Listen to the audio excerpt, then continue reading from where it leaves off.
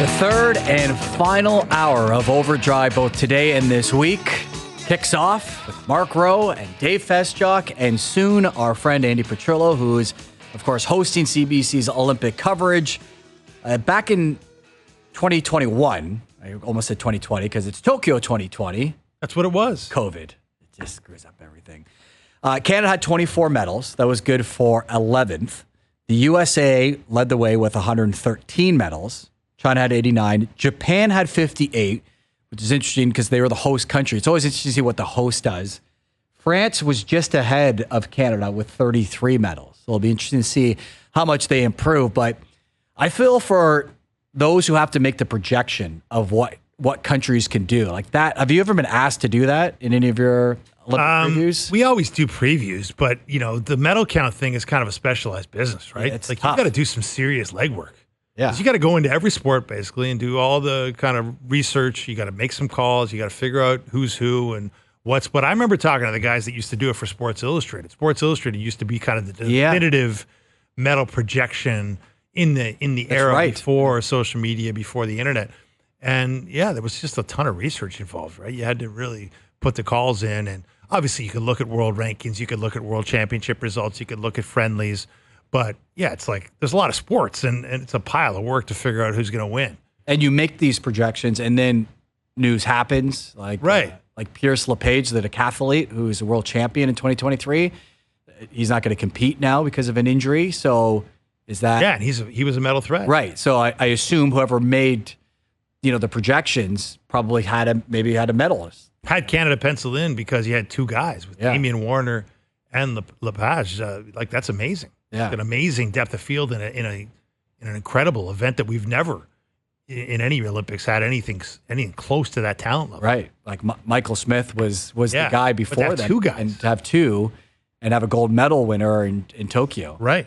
In Warner. I mean, we've got it's really intriguing. Like we've got such a star-studded team at this Olympics. Right. We really do. And stars attached to stories like Andre De Grasse, this is his, I assume, last kick at the can of trying to do something.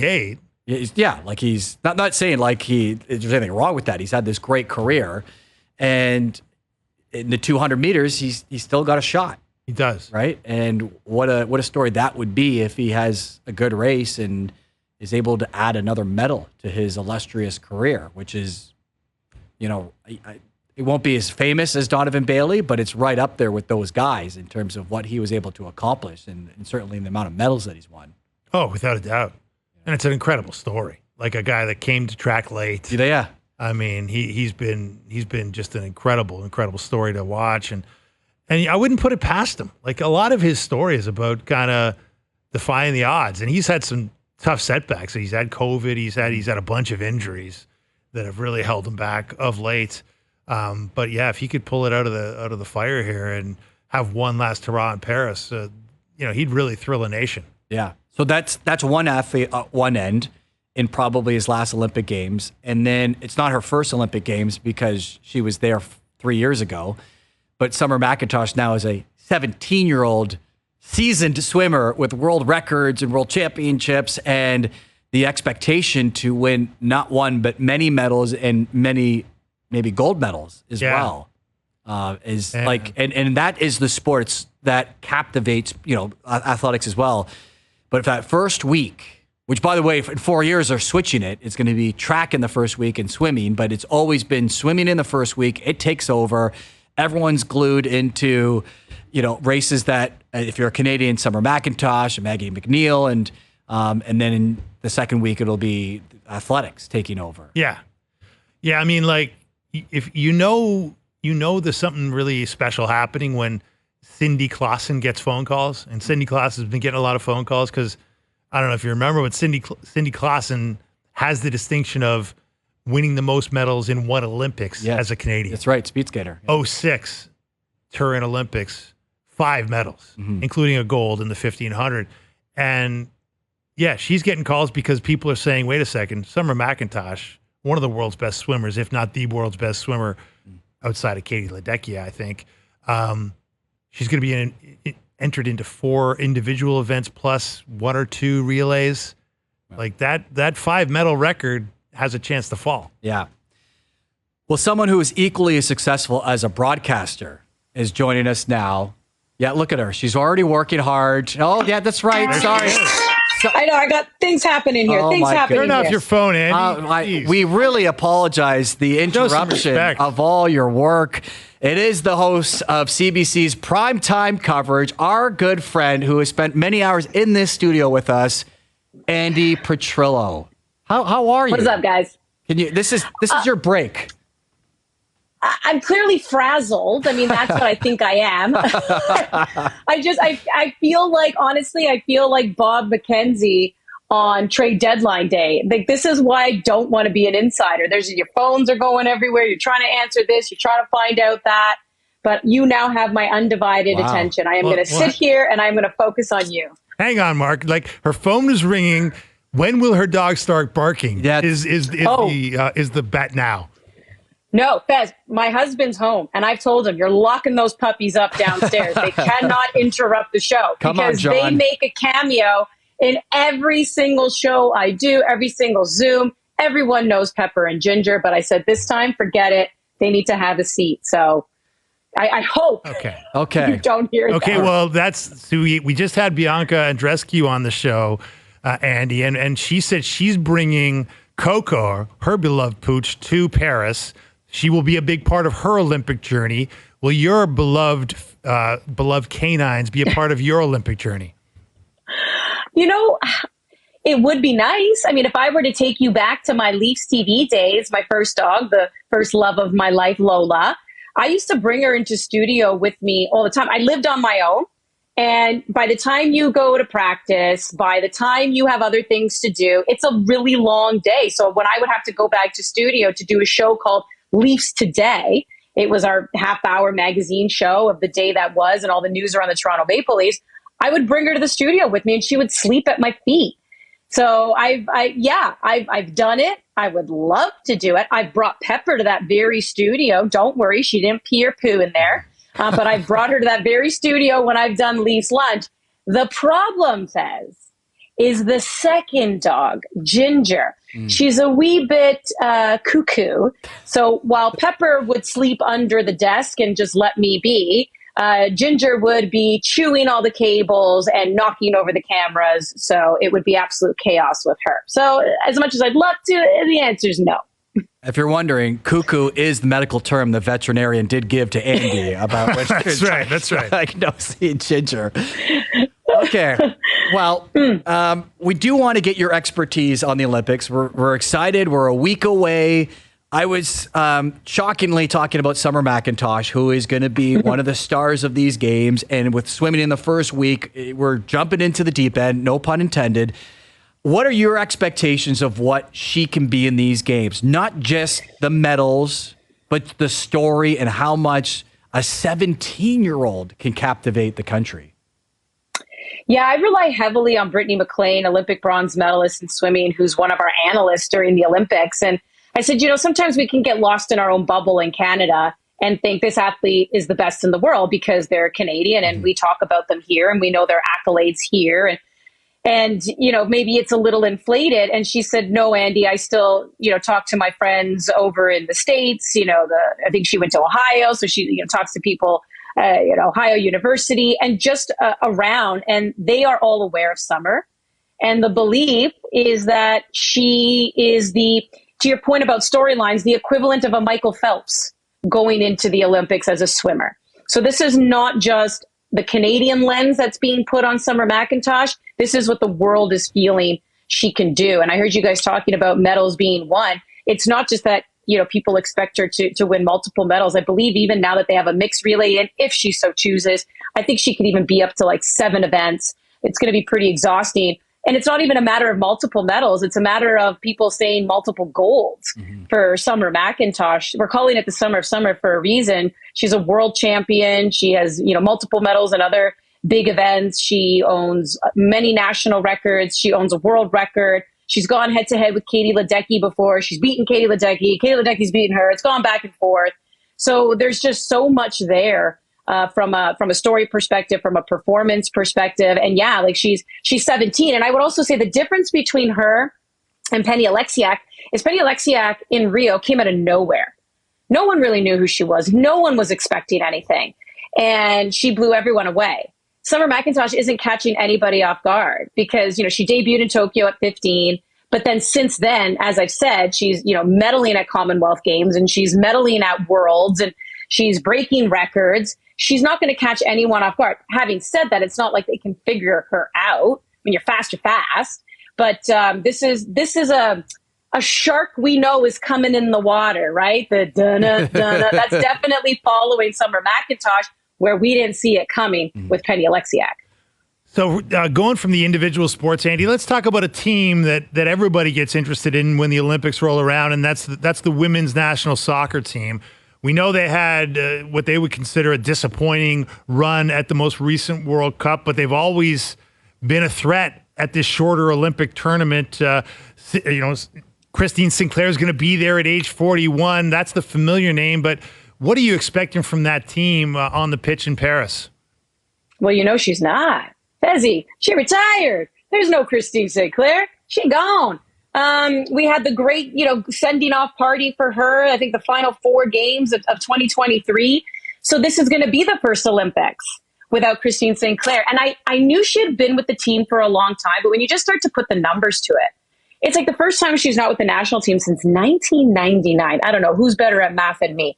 What is that? Like 25 years? Correct. Right? Like we're going without Christine Sinclair being a part of this team. So she won't be there. And we know Jessie Fleming now wears the armband, but I really do think so obviously there's been a changing of the guard, but it really does feel like these players are creating their own identity for this team. And it's not to take away from Christine Sinclair, but we all know this when we talk about any kind of sport. When you are just this incredible presence, when you are as great as Christine Sinclair is, a lot of people just defer and default to you.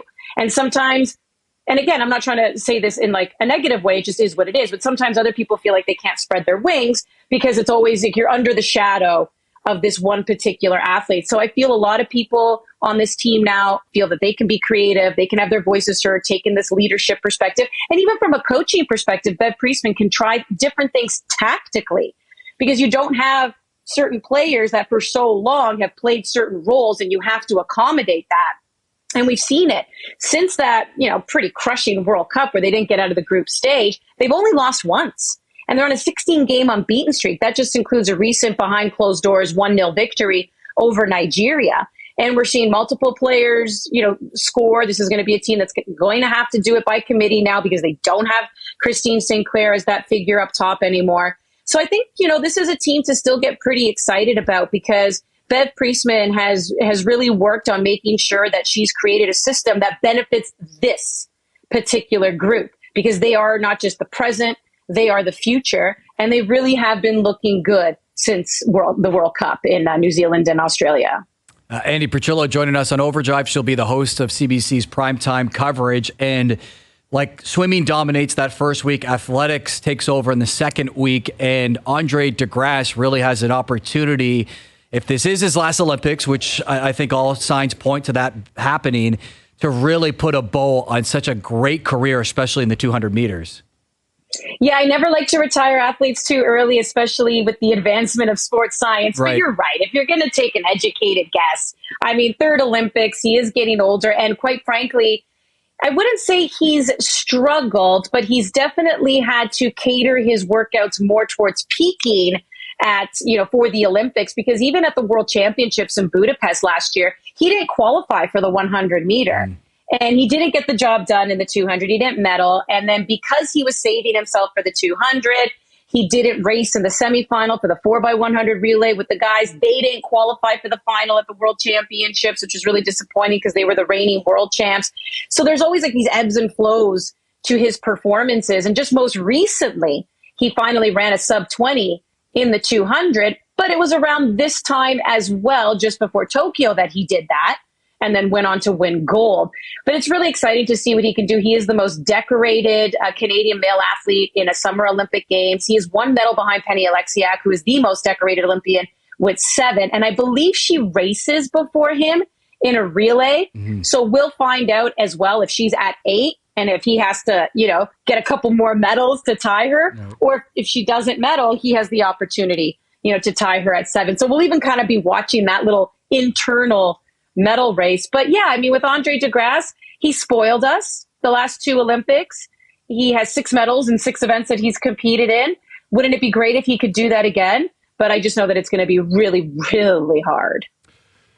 You look beyond Canada, Andi, because, these Paris Olympics, there's a lot of expectation that they're going to be a special games, in part because the last 2 have been bubble games in Beijing and Tokyo in the winter and summer, respectively. And we're out of the COVID era, and it's going to be a new thing. But do you see we don't have a Usain Bolt. We don't, and I understand we don't have a Christine Sinclair. That was a brain cramp on my end. I blame my researcher that screwed up for me.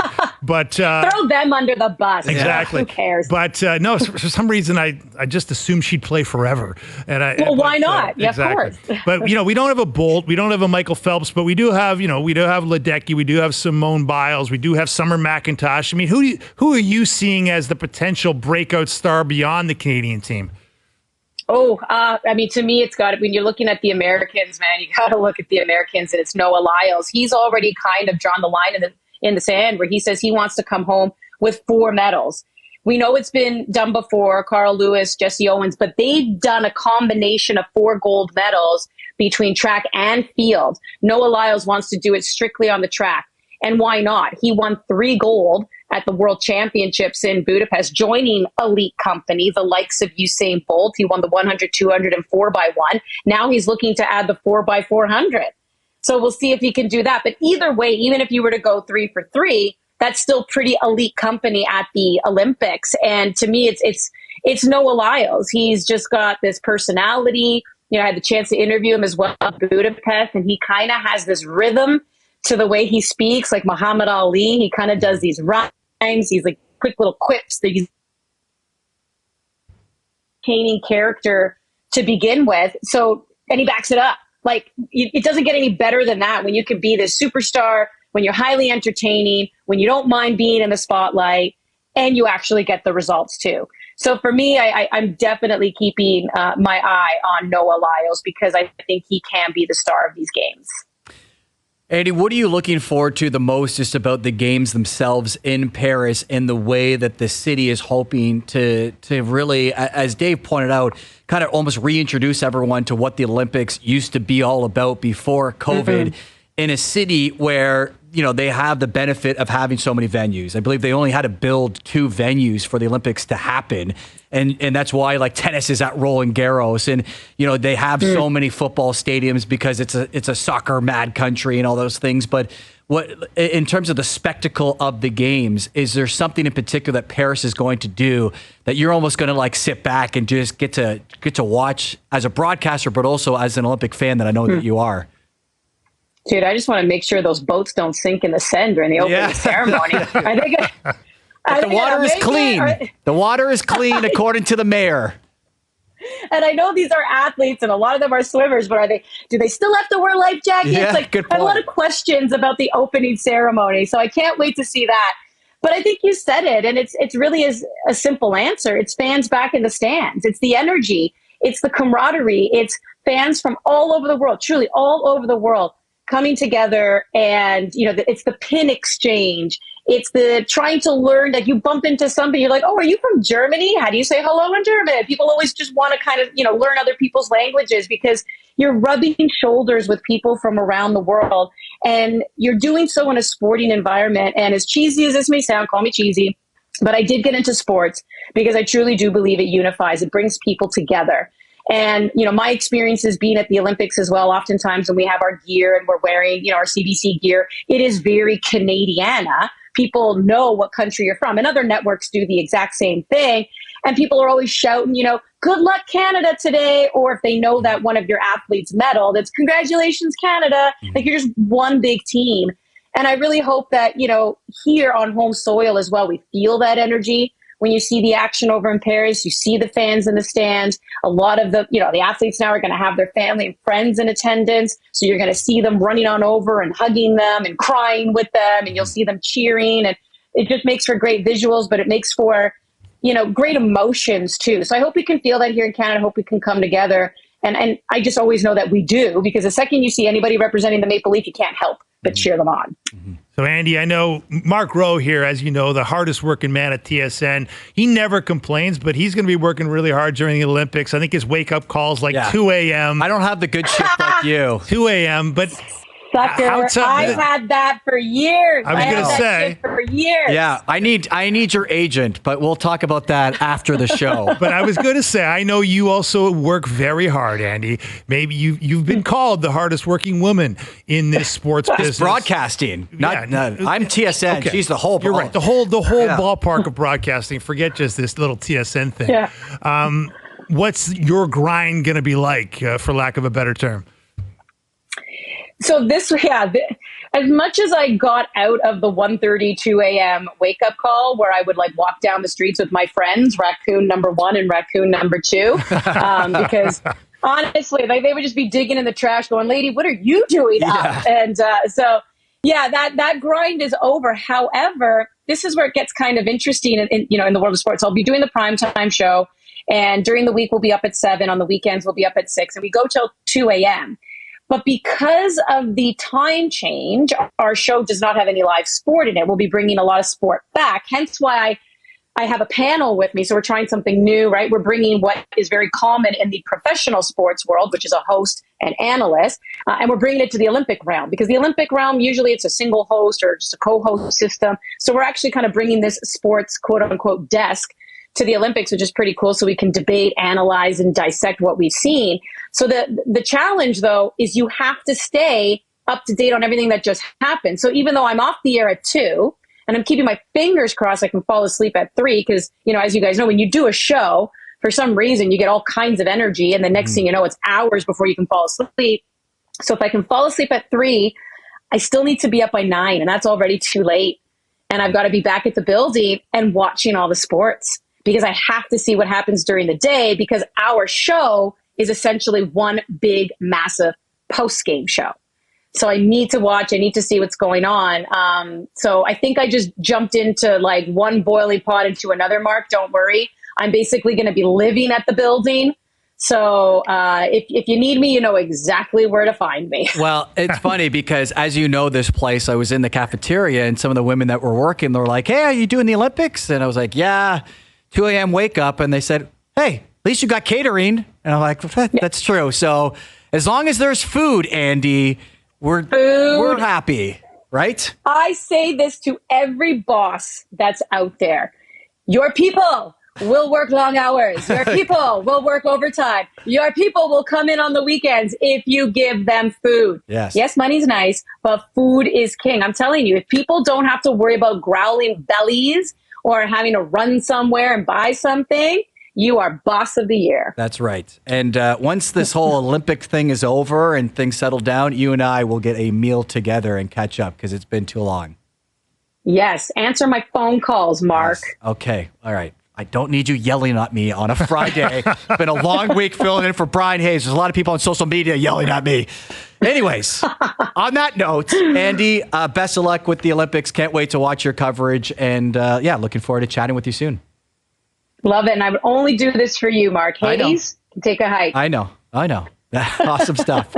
There you have it. Andi Petrillo, host of Olympic Primetime, which will kick off, I guess, a week from today. I guess the opening ceremony is a week from today. Yeah. And exciting. I know, like, day one, as I use air quotes, is the Saturday, and we'll be on the air for that. So looking forward to that. We're going to be on the air on TSN in about 30 minutes with week 7 of the CFL season. Milt Stegall, one of our CFL analysts, will be joining us after the break. He'll tee things up as it's Edmonton and Ottawa tonight, and also the Argos and Ticats kicking off the QEW rivalry. That's coming up. OverDrive on TSN 1050 and also on TSN Plus. OverDrive continuing. Mark Rowe alongside Dave Feschuk. We're, for many of you, the weekend's begun. For us, we're 30 minutes away. Looks like it's a beautiful day because we don't have windows here. But it was beautiful when we came in, and I assume it's going to be beautiful when we leave. So it'll be nice to have an evening, and we can watch Week 7 in the CFL kick off. It is Edmonton against Ottawa. Edmonton 0-5. This is their first game since firing Chris Jones from multiple positions. Yeah. Because he kind of had to carry it all. Jarious Jackson is filling in as a head coach, and hopefully they get the coach bump. And later this week, my Hamilton Tiger Cats. Also 0-5. Also 0-5, and I would say an uglier 0-5. At least Edmonton has been in every single game. That's the weird thing about the Elks, right? Like they've looked good, and it's kind of like, we're almost there. Games in weird ways. Hamilton blew a game against Saskatchewan, and they were competitive against. But it's been bad, and I don't know. I feel. How do you explain it? I'm not sure. I'm not Hard to explain. Yeah, it's Bo Levi Mitchell, who had a tough year to say the least last year with health and performance, hasn't been amazing, but he's not the problem. I don't know. But maybe our next guest can give me some solutions to my team's problems. He is, of course, our CFL analyst, great player in his day, and if you see him in person, you would say he can still play. It's Milt Stegall. Mm-hmm. How's it going, Milt? Oh, it's going great. How about you guys? We're good. I was just mentioning, as you know, my Hamilton Tiger Cats, where I grew up and went to a lot of games. It hasn't been good. In fact, it's been ugly. In fact, they're probably the worst team in the CFL at the moment. How would you describe this 0-5 team as they try to break their winless drought against the Toronto Argos later this weekend? Yeah, it's pretty ugly, as you just alluded to.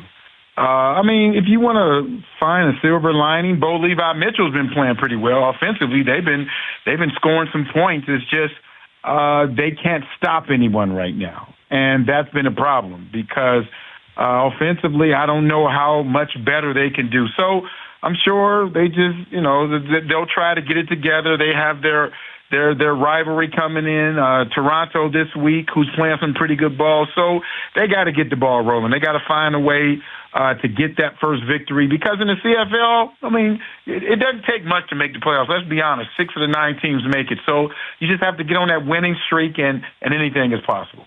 So, Milt, you say it doesn't take much to make the playoffs. How do you like the chances of the Edmonton Elks, who are also 0-5 and, of course, just fired their coach and general manager, Chris Jones, and replaced him with Jarious Jackson as the interim head coach? Do you believe in the new coach bump? Do you believe the Elks can pull this one out of the fire? I'm going to say yes. Do I believe myself? I don't know.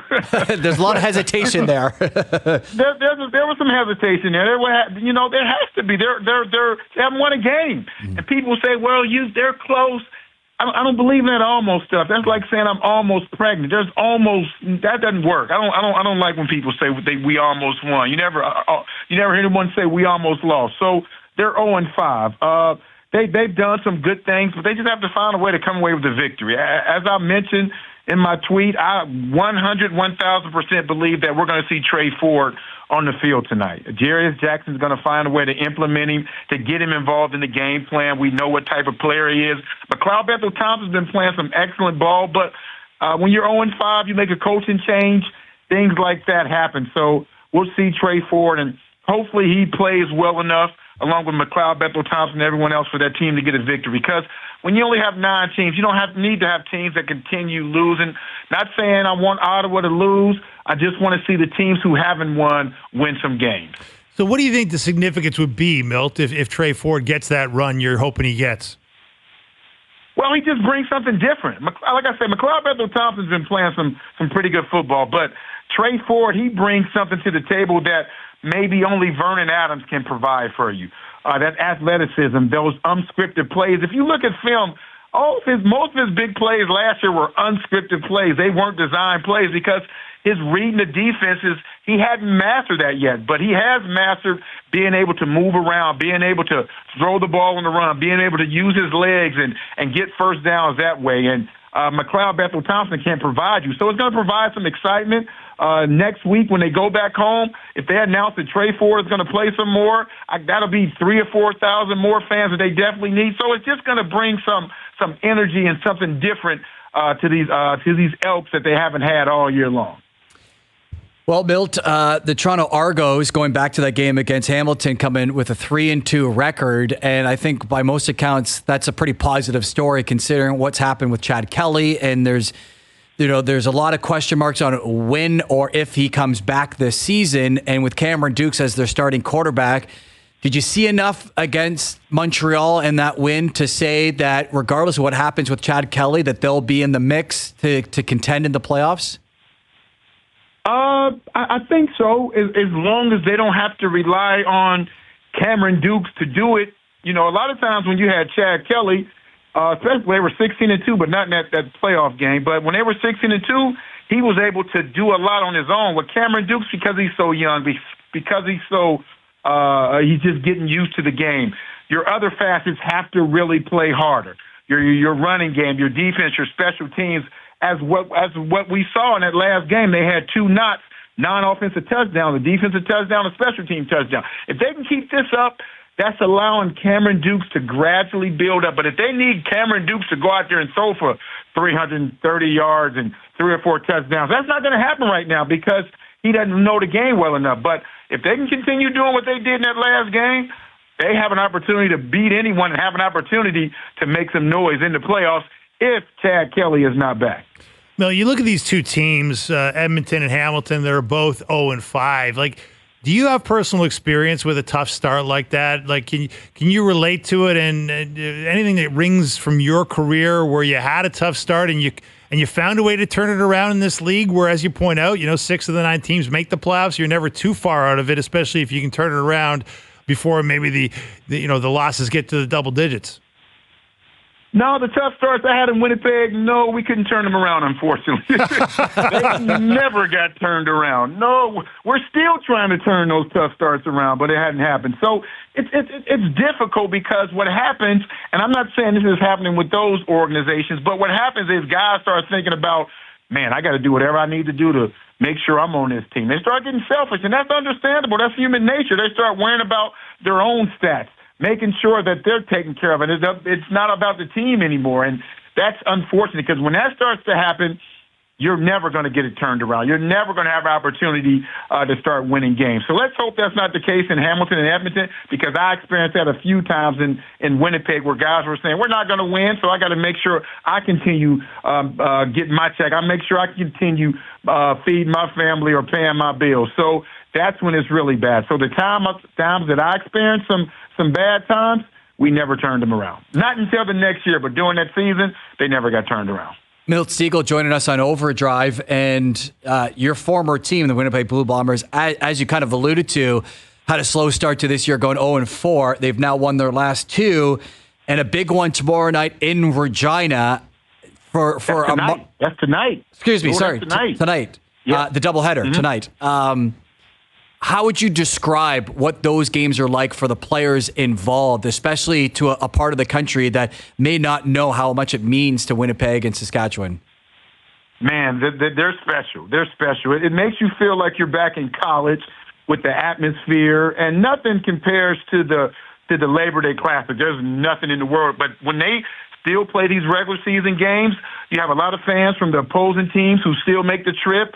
Because it's a straight shot basically, but it's hard. You better make sure that you don't allow that home team's crowd to get into it. Because once they get into it, you feel like you're playing against another 13, 12 people on the field because it's so much that involves that. So it's a rivalry like no other. It's a tough place to play, whether you're playing in Winnipeg or you're playing in Regina. But it's a fun game to play in because the fans, yes, they give it to you during the game, but afterwards it's all respect. So I don't miss playing football, but I miss playing in those games because everything that comes with it, the fans, the rivalry, the players going back and forth. So it's a special rivalry, but you better make sure that you get up for those games because it's not just like any other regular season game. And if any player says that, they don't know what they're talking about. So for the Argos, Milt, to bring it back to Toronto here, it's game 6 of the season tomorrow night in Hamilton against the Ticats, which brings us to kind of the overhanging question of the season. Chad Kelly, of course, the number 1 quarterback on this squad, has been suspended for what the league has described as a minimum of 7 games. We had CFL insider Dave Naylor on here a few days ago talking about it, the fact that he hasn't been practicing with the Argos yet. At least he hasn't been seen practicing to my knowledge. What do you make of the fact that, Chad Kelly hasn't practiced? And what are you expecting in terms of, what he might be able to bring to the table if indeed he is allowed to return after those 7 games? Well, head coach Ryan Dinwiddie has publicly said that when Chad is able to return, he's going to be their guy. And Ryan Dinwiddie, I love him. I think he's been a great coach, good friend of mine. I don't like the fact that he said that, especially when you have a young quarterback who had just lost 2 games. He won the last game, but had just lost 2 games, and you're basically telling him, regardless of what you do, you could go out there and light it up, and we don't lose another game. When our guy comes back, he's our guy. So I didn't like the fact that he said that, but it's not going to be easy. As you mentioned, he hasn't been practicing unless he's been doing something we don't know about, and him just stepping out there is going to be a difficult task. Of course, he's going to be asked a question over and over again about exactly what happened. So if I'm him, I'm going to get out in front of it. I'm going to post something on social media saying exactly what happened, and if he's going to admit if he was wrong and all this stuff, because otherwise it's going to be a big distraction that team doesn't need. So we just have to wait and see. You said 7 games. I thought it was 9 games, half of the season. I'm not, exactly sure about that. But regardless, when he comes back, it's going to be a distraction. And if this team is not in a good place, they don't have a good record, it's going to be a distraction that's going to be very difficult to overcome.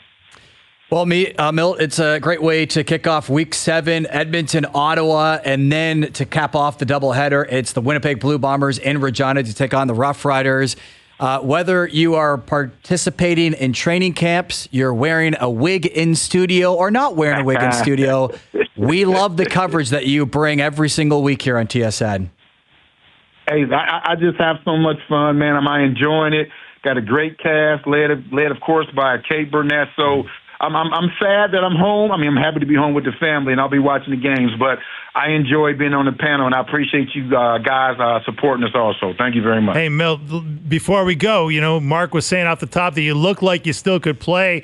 Our producer, Doogie, just shot us a picture of you suiting up for the first day of training camp at age 54 this year. What was that day like? How'd you do out there? Oh, man. Not bragging, but I tore it up. I knew I wasn't going to be able to get a bunch of runs. They're still evaluating those young guys. So I got a couple of team routes. I got a couple of 7-on-7. I did some special teams. But the one thing where I ate it up, and this really opened up their eyes, was we did a conditioning test. And I never got an opportunity to do a conditioning test when I was playing, and that was my thing, being in great shape. So there were 18 rookies there, and only 4 of them beat me. So that just showed that I'm still in pretty good shape. Not bragging, but I feel pretty, as they say, I go hard in the paint with my training. Oh my! I couldn't take a hit from a tick, but I can still run with the best of them. Yeah, watch out for Davis Sanchez after what he tried to pull on you in Vancouver last year. Davis is soft as hospital time. He used to be a world-class athlete, but the only running he's doing now is when he gets diarrhea. Davis couldn't run anywhere, so... Milt, I got to end it on that, right? There's no other way to top that. We appreciate you joining us. Enjoy some time with the family, and looking forward to seeing you back in studio. All right, sounds great. You guys, thanks for having me. There you have it. Milt Stegall, CFL on TSN analyst, and filled with the one-liners. Man, the 4th in the conditioning test at age 54. I don't know if that says he's in great shape or the Blue Bombers are in really bad shape. As good of shape that he's in, the coaching staff is going to use that on every single player that wasn't better, and saying this guy who's been retired since I think 2008, who sits in a studio watching you guys play, is in better shape than you. Yes. You have to use that. Oh my goodness. How can you not use that? That's well, they did start 0-4. Maybe it had something to do with that. Maybe that was the problem. Who knows? Anyways, but Milt was right, by the way. I said brain cramp. I said Chad Kelly suspended 7 games. The suspension was a minimum at least 9 games, because they play 18 games, so it makes sense. At least 9 games. But the thing that struck me as odd, and Naylor pointed it out too, is that it's at least 9 games. It's not guaranteed he's coming back after 9 right. games. It was this ambiguous kind of number where they're not quite sure how to handle this. And it's funny that to kick off the training camp, he was on the field. Yeah. And it was just like, guys, what are you doing? That seemed inappropriate. And then now we haven't seen him. We've seen him on social media, but we haven't seen him on the field. And who knows? If they got news today that the CFL has come to a conclusion that you're only going to be suspended 9 games, how quickly could he be able to start a game, and how quickly would the Argos put him in favor or over top of Cameron Dukes? Well, there's got to be a plan here. You got to think that he'll be practicing a few weeks out from the projected return, right? Which is getting close. I was going to say it could be in a couple of weeks. So we'll see. So the Argos play in Hamilton tomorrow against the 0-5 Ticats, and then it's BC and Calgary to wrap up the week on Sunday night. All the games you can see on TSN. When we return, we'll wrap up the show and also our FanDuel best bets as OverDrive continues on TSN 1050 and on TSN Plus. Step on my blue suede Doogie shoe. had to do it. Final segment of the whole week. He had to get in Elvis one last time because he knows he's not going to be able to pull that next week. Yeah. Hayes won't allow The that. captain is back. Hayes will not allow that, Doogie. Doogie, Get it in while you can. Doogie, who was born, I believe, in 2002, big fan of Elvis. Who died in 1977. Thank you for that. Sadly. There you go. Tragically. Yeah. Big star in the 50s and 60s and, The biggest. yeah. But I don't know how Doogie got involved here. How did you get onto the Elvis bandwagon? Well, JP, I'm working with JP here, and he always allows me the opportunity to play some songs. And I love Elvis. My friends coined me as the dad of the group, so I guess that counts. But why? Well, why? Like, how did Elvis? it start? Like, did you run into a jukebox once and then threw in a quarter and that was like Hound Dog was the first song, or did you see the movie? Like, To be honest, I was at a diner, and they were playing Elvis. I'm like, who is that? I was pretty young, and I was like, I'm liking this music. I know most of his songs. okay, Is that right? all right, well, That's a weird one. I like it, though. yeah, I mean, it's like he's not just a Swiftie. Everybody's a Swiftie. right. He's an Elvis guy. Okay. I I hope that I see him peeling out of the parking lot in 20 minutes, just blaring Elvis. That's right. Heartbreak Hotel. Here Yeah. they come. Yeah, there you have it. Today's best bets are powered by FanDuel. Make your picks and assemble a same-game parlay in seconds on the FanDuel Sportsbook app. We are taking the Blue Jays plus 1.5 runs. Vladimir Guerrero Jr. to record at least 2 total bases. George Springer, also 2 total bases or more.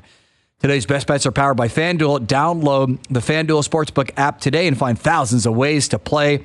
Please play responsibly. 19 plus and physically located in Ontario. We have an update from a story that crushed Dave Feschuk's heart. Joey Votto not in the lineup tonight for the Buffalo Bisons. Our friend Keegan Matheson, who joined us during the 5 o'clock hour, reporting that the team is saying he will be reevaluated tomorrow after he tweaked his right ankle. Oh, man. That's How he frustrating. tweaked it, we don't know. No baseball bat. Happened in the warm-up. Because it was weird because he was in the lineup. He was talking to the media. Like, it had to have happened like an hour ago. I mean, I guess the easy explanation is he's 40. You know? That is a good explanation. Yeah. So, yeah, it's been a fun week. The Open Championship continues this weekend. 10 of the top 20 in the world, Mark, missed the cut. Wow. 10 of the top 20. That's got to be pretty high. pretty high. Like in the history of the tournament or of any major. So crazy stuff. Crazy stuff. So looking forward to tracking that. This is, if you're watching on TSN Plus, Max Homa celebrating a putt that he made on 18 to make the cut. So at least someone's having a good time on a Royal Troon. Shane Lowry's enjoying it. Corey Connors had a good round. So not world number 2 Rory McIlroy. No, he's heading home. He is. His sights are on a vacation and the Olympics. So Brian Hayes will be back hosting on Monday at 4 p.m. and he'll be chatting then.